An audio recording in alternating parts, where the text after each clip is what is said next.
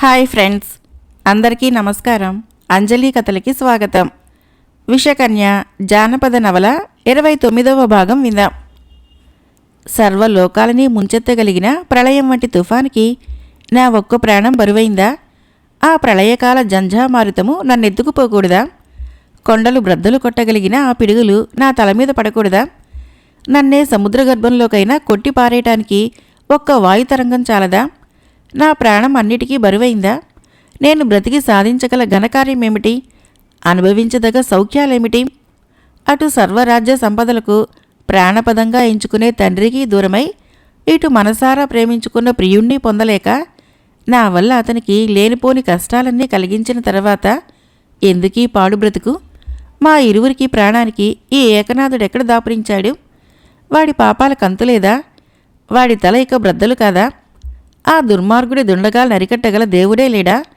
మమ్మల్ని ఇంతవరకు పెట్టిన తిప్పలు చాలక సింహరూపంలో నన్ను రక్షించవచ్చిన నా ప్రియుణ్ణి అమాంతము అంతరిక్షానికి ఎత్తుకుపోయాడు గదా. దయామయురాలు, సర్వశక్తి సంపన్నురాలు నా ప్రియునికి సాయం చేయబోయిన నాగసుందరి కూడా ఇంకా తిరిగి రాలేదే.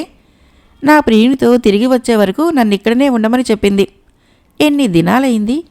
నేను ఈ పాడు దేవాలయంలో ఎంతకాలమని నిరీక్షించగలను? ఏ క్షణంలో ఏ ప్రమాదానికి గురి కావాలో?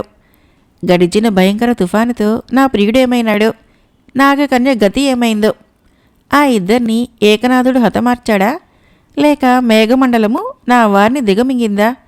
నాకేం దారి, ఏదీ గతి అని ఒకనాడు భయంకర కల్లోలం అనంతరము ప్రపంచము ప్రశాంతతను పొందిన తర్వాత ఆ భయంకరారణ్యంలో వరదరాజుల పాడు దేవాలయంలో ఉన్న కాంచనమాల తన వారెవరూ తిరిగి రాకపోవటాన్ని గురించి పరిపరి విధాల దిగులు పడుతూ ఆలయ ప్రాంగణంలో నిలుచొని దిక్కులు చూస్తున్న సమయంలో దూరాన పరిగెత్తుకు వస్తున్న ముగ్గురు సన్యాసులను చూడగానే ఆమె ప్రాణము మరింత తల్లడిల్లింది. తన్ను చూడటం వలనే వారు ఆ దశకు పరిగెత్తి వస్తున్నారని ఊహించుకుంది. వారు ఏకనాథుడి శిష్యులని ఆమెకు తెలుసు. ఆ దుర్మార్గుడి పంపున వారు తన్ను హింసలు పెట్టడానికి వస్తున్నారని ఊహించుకుంది. అయినా వారి బుద్ధిబులం తెలిసింది కాబట్టి యుక్తి వలన వారిని సునాయాసంగా తప్పించుకోవచ్చునని తనకు తానే ధైర్యం తెచ్చుకొని ఆలయం అంతర్భాగానికి తొలగిపోయింది. సన్యాసులు క్రమంగా అక్కడికే వచ్చి నిలిచారు.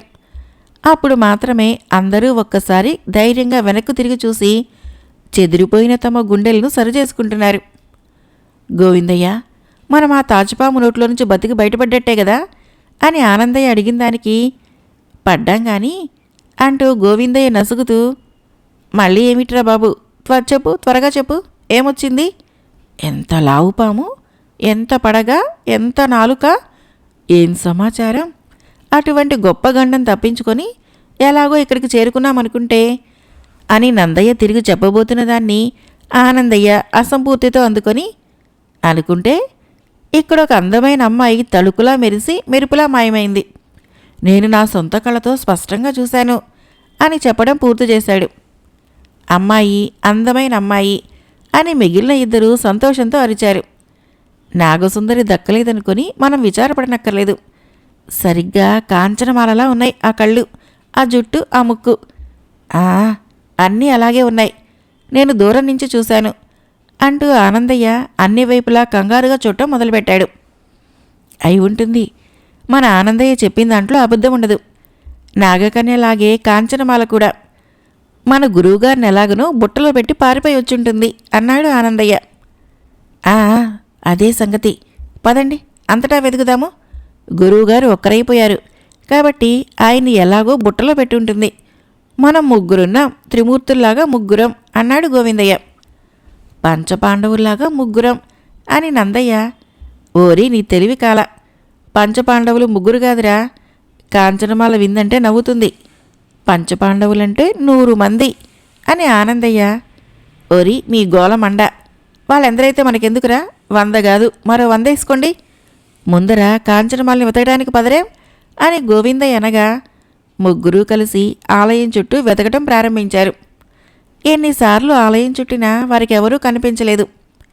ఏ మూల నుంచో ఒక పెద్ద పులి గాండ్రు గాండ్రుమని ఎరవటం అతి భయంకరంగా వినిపించింది. ముగ్గురూ త్రుళ్ళిపడి భయంతో వణకటం మొదలుపెట్టారు. ఒరేయ్ నందయ్య, పాము నోట్లో పడకుండా తప్పించుకొచ్చాం, ఇప్పుడు పులి నోట్లో పడతామా ఏమిట్రా ఏంటి దారి అని ఆనందయ్య ఏడుపు ముఖం పెట్టగా, మరేం భయం లేదు, ఆలయంలోకి పోయి దాక్కుందా నడవండి అని నందయ్య చెప్పిన ఆలోచన అందరికీ నచ్చింది. ఒకరినొకరు వదిలిపెట్టకుండా గట్టిగా పట్టుకొని మెల్లగా ఆలయం గుమ్మం దాకా వచ్చారు. కానీ అక్కడ గోవిందయ్య నిలిచిపోయి, ఒరేయ్ ఆగండ్రా, నాకిప్పుడో ఒక మంచి సంగతి జ్ఞాపకం వచ్చింది. ఇది వరదరాజుల గుడి కాదు అని అడగ్గా, అవును ఇది ఆ గుడే, పాడు పెట్టారు అన్నాడు నందయ్య. తెలిసిందా ఇప్పుడైనా ఈ గుడి ఎందుకు పాడుపెట్టారో? గురువుగారు చెబుతూ ఉండేవాళ్ళు, వరదరాజుల గుళ్ళో దెయ్యాలున్నాయని అని గోవిందయ్య మళ్ళీ అనేటప్పటికీ మిగిలిన ఇద్దరు సన్యాసులు భయంతో మరింత అదిరిపడి, అమ్మనాయనోయ్ దెయ్యాలే అని ఒకరినొకరు మరింత గట్టిగా పట్టుకున్నారు.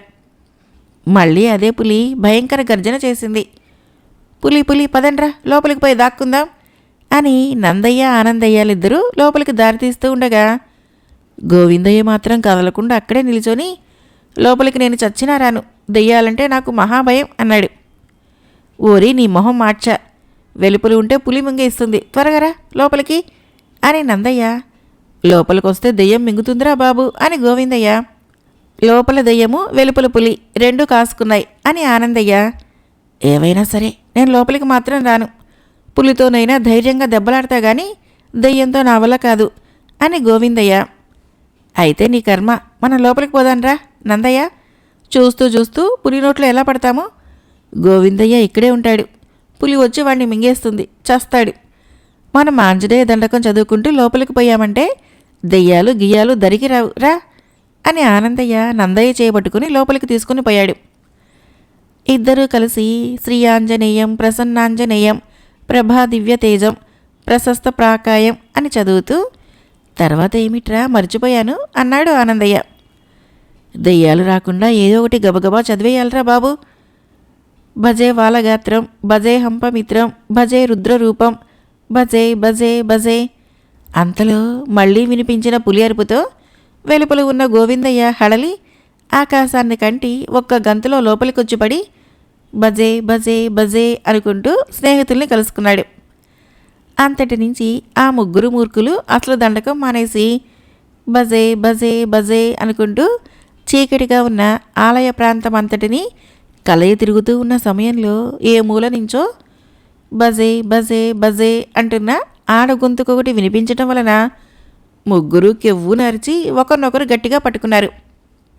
నేను చెప్పలేదా, వినలేదా, అదుగో దెయ్యం ప్రత్యక్షమైంది, ఇప్పుడేం చేస్తారో చెయ్యండి, బుద్ధి లేక మీతో పాటు నేను కూడా వచ్చాను కదరా, పులి నోట్లోనన్న పడి చచ్చాను కదరా బాబు అని గోవిందయ్య ఏడవటం మొదలుపెట్టాడు. కాంచనమాల కోసం వస్తే ఈ దెయ్యాలేమిటోయ్, కళ్ళు మూసుకుంటే దెయ్యాలు కనపడవు, అలాగన్నా చేయండి నందయ్య అన్నాడు. దయ్యాల్ని పారదోలటానికి దండకి మీదన్న జ్ఞాపకం రావటం లేదట్రా అన్నాడు ఆనందయ్య. మొత్తం ముగ్గురు సన్యాసులు ఒకళ్ళనొకళ్ళు కౌగలించుకొని ఏడుపులు మొదలుపెట్టారు.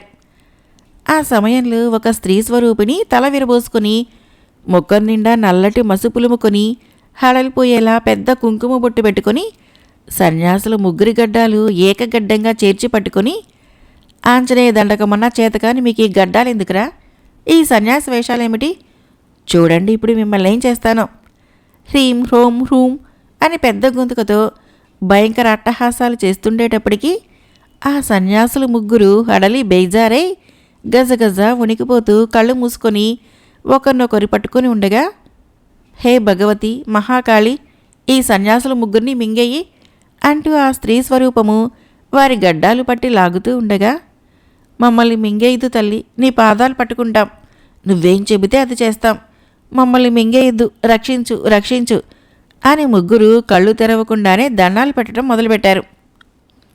చెప్పండిరా ముందర, మీ గురువెక్కడున్నాడు? మా గురువుగారే గంగలో కలిశాడో మాకు తెలియదమ్మా, మమ్మల్ని రక్షించమ్మా రక్షించమ్మా. మీ గురువు చావు రహస్యం మీకేమైనా తెలుసునా? వాడి చావు రహస్యము ఆ మనిషి పుర్రెకి తెలుసు. ఏ మనిషి పుర్రెకి? నిజం చెప్పండి, లేకపోతే చచ్చిపోతారు. వాడి నివాసమైన కొండ గుహలోని పాతాళ మందిరంలో భూస్థాపితం చేయబడిన కపాలకామిని అనే ఒక మనిషి పుర్రెకి తప్ప వాడి చావు రహస్యం ఇంకెవరికీ తెలియదు. వాడినెవరూ చంపలేరు. ఆ మార్గం ఇంకెవరికీ తెలియదు. మీకు కూడా తెలీదా? మాకు తెలిస్తే వాణ్ణి ఏనాడో చంపి వాడి దగ్గర ఉన్న నాగకన్యని కాంచనమాలని మేము హరించి ఉండేవాళ్ళం. ఆ కన్యలిద్దరూ ఇంకా వాడి దగ్గరే ఉన్నారా? ఇప్పుడు లేరు. ఇద్దరూ తప్పించుకొని పారిపోయారు. నాగకన్యను ఇంతకు ముందే చూశాం. కాంచనమాల సంగతి మాకు తెలీదు. నాగకన్య మదనరేఖను మీరు చూశారా? చూశాం. ఎక్కడా? నిజం చెప్పండి, లేకుంటే ఇప్పుడే చచ్చిపోతారు. ఇక్కడికి కొంత దూరంలో ఉన్న ఒక మర్రి చెట్టు దగ్గర ఆమె ఇంకా ఉంది. తుఫాను గాలివానకు మూర్చపోయింది, మళ్ళీ తేరుకుంది. సరే, నేను మిమ్మల్ని రక్షిస్తున్నాను. ఎక్కడికి పోతారు?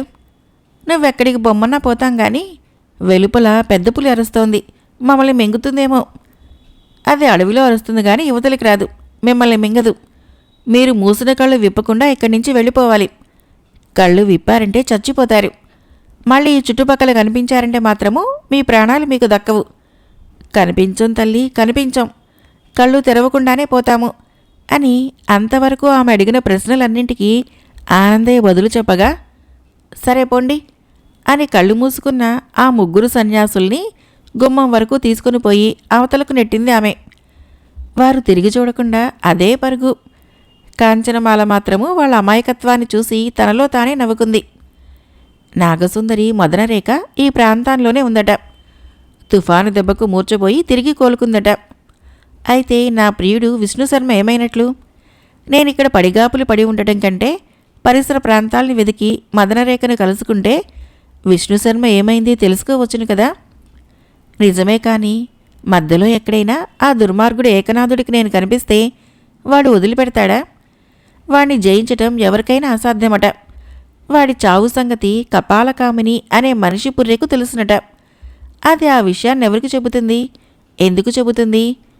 అయ్యయ్యో, నా బ్రతుకుతో పాటు నాపై ఆశలు పెట్టుకుని ఉన్న వారి బ్రతుకులు ఎన్ని కష్టాలకు గురి అయ్యాయి అని ఆనాడు కాంచనమాల సన్యాసులు వెళ్ళిపోయిన అనంతరము తనలో తానెన్ని విధాలా దుఃఖించినా ఆమెకు గత్యంతరం కానీ ధైర్యం కానీ కనిపించలేదు. సోదరి, మీ తండ్రిగారైన ఫణిరాజు నీతో చెప్పిన మాటలేవో నాకు తెలియలేదు. నన్ను రక్షించవచ్చిన ఆ పుణ్యాత్ముడు ఏకనాథుడి చేతిలో చిక్కుకొని ఉండగా చూచి ప్రతీకారం చేయకమునిపే నన్ను చేయిపట్టి నీతో తీసుకుని వచ్చావు.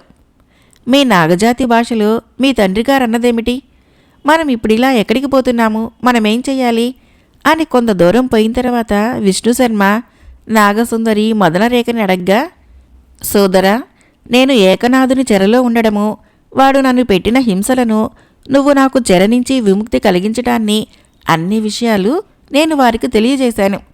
వారంతకుముందే మా నాగలోక గూఢాచారుల వలన నా విషయాలన్నీ తెలుసుకుని ఉండి ఏకనాథుణ్ణి తుదముట్టించి లోకంలో శాంతి ధర్మాన్ని స్థాపించాలన్న సంకల్పంతో మా లోకాన్ని వదిలి వచ్చారు. వారు వచ్చేటప్పటికి నేను తుఫాను దెబ్బకు మేఘమండలంలో నుంచి క్రిందపడి మూర్ఛపొందగా ఏకనాథుడి మూర్ఖ శిష్యులు ముగ్గురు నన్ను చూసి కొంత ఉపచారం చేశారు. ఆ సమయంలో నాగలోకం నుంచి కదిలి వచ్చిన మా తండ్రిగారు సన్యాసుల్ని బెదరగొట్టి పంపించేశారు. ఆ తర్వాత ఏకనాథుడు నీ దహనానికి ఏర్పరిచిన పెనుమంటల్ని చూశాం. ఇద్దరము పరిగెత్తుకుంటూ వచ్చాం. ఆ తర్వాత సంగతి నీకు తెలిసిందే కదా అని ఆమె చెప్పింది. సకాలంలో మీ నాయనగారు నువ్వు వచ్చి నన్ను రక్షించకపోయినట్లయితే దుర్మార్గుడైన గురువు నేనా భయంకర జ్వాలల్లో నుంచి రాకుండా భస్మం చేసి ఉండేవాడు. మీ ఉపకారం నేను జన్మజన్మలకు మర్చిపోలేనిది. నువ్వును నాలాంటి ఇతర కన్యలను ఆ దుర్మార్గుని చెర నుంచి తప్పించి పుణ్యం కట్టుకున్న దానిలో మేము నీకై చేసిందేమిటి? ఇప్పుడింతవరకు మా నాన్నగారు మా నాగభాషలో నాకు చెప్పిందేంటంటే దుర్మార్గుడైన ఏకనాథుడు అనేక శక్తులు సంపాదించి ఉన్నవాడని, వాడిని తుదముట్టించడము సామాన్య కార్యం కాదని చెబుతూ వాడి రహస్య నివాసమైన మాల్యవంత పర్వత గుహలో ఉండే వాడి సాధనా సామాగ్రిని పూజాది వస్తువులను తగలబెట్టినట్లయితే వాడి చావు రహస్యం బయటపడుతుందని, మనం అతి త్వరలో ఆ పని సాధించుకు రావాలని చెప్పారు. అంతవరకు మా నాన్నగారు ఆ దుర్మార్గుడిని అదేవిధంగా పట్టి ఉంటారు. వాడు కూడా ఆయన్ని వదలడు. ఇద్దరిలో ఎవరికీ పట్టు సడలినా ప్రమాదమే జరుగుతుంది. అలా ఎన్ని రోజులు? రోజులు కాదు, ఎన్ని నెలలైనా అంతే. వాడి చావు రహస్యం తెలిసే వరకు ఫణిరాజు ఏకనాథుణ్ణి అదే ప్రకారం చుట్టి ఉండాలన్నమాట. ముమ్మాటికి అంతే. వాడు నాకు తనకొచ్చిన సర్వ విద్యలను నేర్పించాడు. కాబట్టి ఇంతవరకు వాడిని ప్రతిఘటించాను. కానీ వాడి చావు రహస్యం మాత్రం తెలిపాడు కాదు. కనుకనే ఇంతవరకు బ్రతికిపోయాడు. మనం అతి త్వరగా వాడి నివాసం చేరాలి. కానీ మార్గంలోనే మనము కాంచనమాలని వదిలి వెళ్ళిన వరదరాజుల గుడిలో ఉంది. మనము రాకపోయేసరికి ఆమె అక్కడ ఉండి ఎంతగా తల్లడిల్లిపోతుందో ఏమో పాపం. ప్రళయం వంటి ఆ తుఫాను దెబ్బకు ఆమె స్థితి ఎలా ఉందో ముందర అది పోయి చూద్దాము అని మదనరేఖ విష్ణుశర్మతో వడివడిగా ప్రయాణాన్ని సాగించి అనతి కాలంలోనే వరదరాజుల గుడిని చేరింది. కానీ అక్కడ కాంచనమాల లేకపోయేసరికి ఇద్దరూ విభ్రాంతులైపోయారు. పరిసర ప్రాంతాలన్నింటినీ గాలించారు. కానీ ఆమె జాడలు తెలియరాలేదు. తుఫాను గాలిలో కొట్టుకుని పోయి ఉంటుందా? ఏ పులివాతనైనా పడిందా? లేక ఏకనాథుడి వంటి మరే ఇతర దుర్మార్గుల చేతుల్లోనైనా పడిందా? ఏమనుకోవాలి అని మదనరేఖ కంగారుతో అడగ్గా దుఃఖాతిరేకం వలన విష్ణుశర్మ బదులు చెప్పలేకపోయాడు. అయ్యయ్యో, ఒక కష్టం వదిలితే దాని వెనువెంటనే మరొక కష్టం వచ్చి పడుతూ ఉంది. ఇప్పుడేం చెయ్యాలి అని మదనరేఖ గుడ్ల నీరు గక్కుతూ ఉండగా విష్ణుశర్మ తన దుఃఖాన్ని తనలోనే దిగమింగుకొని, కార్యశూరులైన వారు కష్టాలను ఎదుర్కోవలసిందే కానీ బేలతనం వలన ప్రయోజనం ఉండదు. ముందుకు సాగిపోవటమే కర్తవ్యం. ఏకనాథుడి గృహప్రవేశించి అక్కడ మనం చేయవలసిన పని పూర్తి చేసుకొని ఆ పై విషయాలని ఆలోచిద్దాము అని విష్ణుశర్మ చెప్పిన ధైర్యవచనాల్ని అవలంబించడం కంటే నాగసుందరికి కూడా వేరే మార్గమేమీ కనిపించలేదు. ఇద్దరూ కలిసి ఏకనాథుడి ఏకాంత గుహా మార్గాన్ని అనుసరించిపోతూ ఉండగా ఒకచోట విష్ణుశర్మ అడుగు కదపకుండా హఠాత్తుగా నిలిచిపోయాడు. నాగసుందరికి అతని చర్య ఏమీ అర్థం కాలేదు. సోదరా, ఏమైంది? నీ ముఖ లక్షణాలు కూడా అలా మారిపోతున్నాయెందుకు అని మదనరేఖ ఆదుర్దాగా అడిగినప్పటికీ అతను బదులు చెప్పలేదు. కానీ అప్రయత్నంగా అతని కళ్ళ వెంట వేడి నీటి బిందువులు జారుతూ ఉండటాన్ని ఆమె గమనించి, ఏమిటిది సోదరా, నీ స్థితి ఏమైంది? వెంటనే చెప్పకపోతే నా హృదయం చెదిరిపోతుంది అని నాగకన్య మరింతగా తలడిల్లిపోతూ అడిగింది. సోదరి, కలిగిన ప్రమాదాలకు తోడు ఇప్పుడు మరొక ఘోరం జరగనే ఉంది. ఘోరమా? ఏమిటది? మా నివాసాన అమరావతిలో మా తల్లిగారు అవసాన దశలో ఉన్నారు. మీ తల్లిగారా అవసాన దశలో ఉన్నారా? ఆ సంగతి నీకిప్పుడు ఎలా తెలిసింది? దూరదృష్టి అని నేర్చిన ఒకానొక విద్య వలన ఆ సంగతి ఇప్పుడే తెలిసింది. కానీ నేను ఇక్కడ ఎటువంటి స్థితిలో ఉన్నా మాతృదేవతని తలిచిన తక్షణము హాజరైతానని నేను ఇల్లు కదిలే ముందే మాట ఇచ్చి వచ్చాను. అయ్యో, అలాగా? అయితే అవశ్యం పోయిరా. కొండంత కార్యభారాన్ని ముందర పెట్టుకుని, అయినా తల్లిగారికిచ్చిన మాట తప్పకూడదు. తిరిగి రావటానికి ఎంతకాలం పడుతుంది? ఆకాశ గమనం చేసిపోతాను. 2 దినాల కంటే ఎక్కువ వ్యవధి అవసరం లేదు. ఓ సింతే కదా, తక్షణం పోయి అమ్మగారి స్థితిని గమనించుకొనిరా. నువ్వు తిరిగి వచ్చిన తర్వాతనే నేను గుహప్రవేశం చేస్తాను. అంతవరకు కాంచనమాలను గురించి అన్వేషిస్తుంటాను. ఈ కాల వ్యవధికి అక్కడ మీ నాయనగారు ఏమనుకుంటారో? ఏమీ అనుకోరు. అయినా 2 రోజులే కదా. తల్లిగారి ఆజ్ఞకు మించింది ఇంకేముంది? త్వరగా బయలుదేరన్నా అని మదనరేఖ తొందర చేయటం వలన 2 రోజుల్లో తిరిగి వస్తాను చెల్లి. వచ్చిన వెంటనే నిన్నెక్కడ కలుసుకోవాలి అని విష్ణుశర్మ అంతరిక్షానికి ఎగరబోతూ అడిగాడు. ఆ గుహ దగ్గరే నీ రాక కోసం నిరీక్షిస్తూ ఉంటాను అని మదనరేఖ చెప్పిన వెంటనే విష్ణుశర్మ అంతరిక్షానికి ఎగిరి అంబర మార్గాన ప్రయాణం సాగిస్తూ భూమిపై ఉన్న నాగసుందరికి కొంతసేపటి వరకు కనిపించాడు. ఆ తర్వాత మరి కనిపించలేదు. ఏకనాథుని గుహకంత తొందరగా పోవలసిన పని లేదు గనక మార్గం పొడుగున కాంచనమాలకై తీవ్రంగా అన్వేషిస్తూ నిదానంగా ప్రయాణాన్ని సాగిస్తుంది మదనరేఖ. అది మాల్యవంతపు కొండల ప్రాంతము. ప్రశాంతమైన సాయం సమయము. కొండలన్నీ ఒకే ఉన్నత స్థాయిని ఆక్రమించక కొన్ని ఆకాశాన్నంటుతూ మరికొన్ని వాటికంటే తక్కువగా ఉండి ఇంకా కొన్ని అంతకంటే తక్కువ పంక్తులు తీర్చి ఎగుడు దిగుడులై చూసిన వారికి వింత కలిగిస్తూ ఉంటాయి. మదనరేఖ అంతవరకు వచ్చి మార్గాసాయం వలన నడకను మరింత మందం చేసి కొండలపై నుంచి వచ్చే మలయ మారుతము వలన శరీర శ్రమను కొంత పోగొట్టుకొని హాయిని అనుభవిస్తూ మందగమనయ్యి ముందుకు సాగుతున్న సమయంలో అక్కడ కొండలోయలో నుంచి వాయుతరంగాల్లో లీనమై వచ్చిన ఒక మధురగానము ఆమె చెవులకు అమృతధారగా సోకింది. ఆమె ఆశ్చర్యచకితురాలై, నిర్మానుష్యమైన ఈ పర్వత పంక్తుల్లో ఈ అమరగానం ఎవరిది? నాగజాతికి సైతము అబ్బురం కలిగిస్తున్న ఈ సంగీత సామర్థ్యం ఎవరిది? నన్ను సహితము వశం చేసుకుంటున్న ఆ మధుర కంఠము మానవులదా, దేవతలదా అని తనలో తాను తర్కించుకుంటూ మంత్రముగ్ధురాలై గానం వినిపించిన దశకు వడివడిగా పోయి పర్వతాలు నెక్కుతున్న కొద్దీ ఆమెకు ఆ గానము ఇంకా ఇంకా మధురమై శరీరానికి మైకం కలిగిస్తూ ఉంది. 4 వైపులా పరికించింది, కానీ మనుషులెవరూ కనిపించలేదు.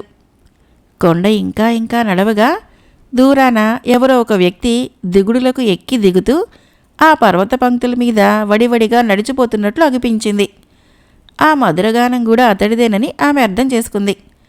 అతన్ని కలుసుకోవాలన్న కుతూహలము ఆమెకు ఎక్కువైంది. నడకను చురుకు చేసింది. అతడు ముందు, ఆమె వెనుక కొంత దూరం నడిచారు. కొండల్లోకి దిగినప్పుడు తాను కనిపించకుండా ఆమెకు నిస్పృహను కలిగిస్తూ ఎగువ కొండలెక్కినప్పుడు తిరిగి కనిపించి ఉత్సాహం పుట్టిస్తున్నాడు. ఆమె కంటే అతను వడివడిగా నడుస్తూ ఉండటం వలన నాగసుందరి అనుకున్న ప్రకారము అతన్ని అందుకోలేకపోతుంది. మరింత దూరం గడిచిన తర్వాత అతను నడవకుండా నిలిచాడు. మార్గం తెలియక బహుశా అలా జరిగి ఉంటుందని ఊహించి ఒక అడ్డమార్గం గుండా అతన్ని కలుసుకోవాలని తలంపుతో కొన్ని కొండల మలుపుల్లో నుంచి పోయినప్పటికీ అతను అక్కడ లేడు. ఆమె నిరుత్సాహపడింది. అన్ని వైపులా తిలకించింది. అతడు నడవకుండా ఒకచోట నిలిచి ఉండటాన్ని దూరం నుంచి గమనించి, కృష్ణశర్మ ఆశ్చర్య సంభ్రమాలతో కెవ్వు నరిచింది. ఆమె అరుపు కొండల్లో ప్రతిధ్వనించి అతనికి కూడా వినిపించింది. అతను వెనుదిరిగి చూశాడు. ఒక లేత జవ్వని నవయవ్వన సుందరాంగి తన వైపే వస్తూ ఉండటాన్ని గమనించిన అతడు విభ్రాంతుడై లేచి నిలుచున్నాడు. ఆమె అతని దగ్గరికి పోయి, కృష్ణశర్మ, నువ్వేనా? మణిమేకలతో నిజ నివాసాన్ని చేరుకోలేదా? ఇక్కడికి ఎలా వచ్చావు అని ఆమె అడుగుతూ ఉంటే అతను తెల్లబోతున్నాడు. ఆమె ముఖంలోకి వింతగా చూస్తున్నాడు. విషకన్య జానపద నవల 29వ భాగం సమాప్తం. ఫ్రెండ్స్, నా కథలు నచ్చినట్లయితే మన ఛానల్ని తప్పకుండా సబ్స్క్రైబ్ చేయండి, లైక్ చేయండి, షేర్ చేయండి, కామెంట్ చేయండి. Thank you.